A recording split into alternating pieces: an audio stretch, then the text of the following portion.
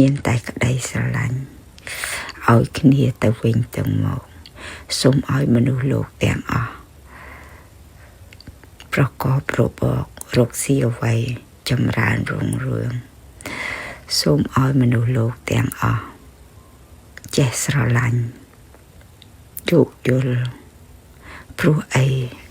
ពួកយើងសិតតែជាបងប្អូននឹងគ្នាបើសិនជា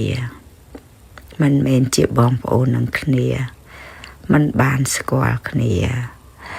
ហើយសូមផ្ដាំចែ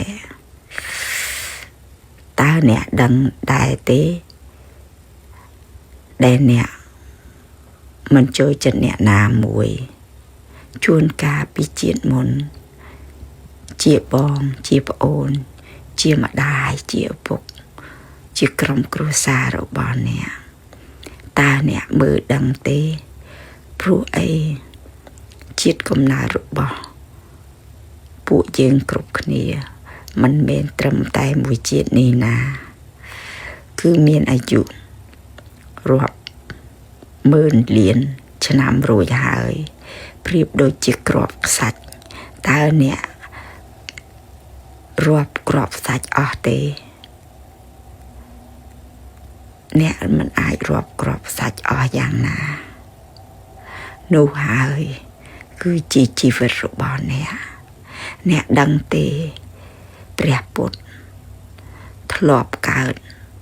កំណើតជាព្រាហ្មណ៍8លាន4000ជាតិកំណើតទម្រាំដល់កើត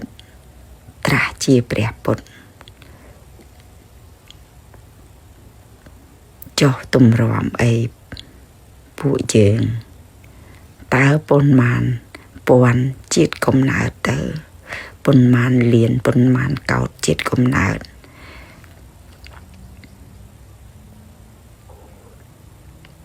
បងប្អូនដឹងអត់ហើយបងប្អូនជឿថាគ្រាន់តែសមាធិ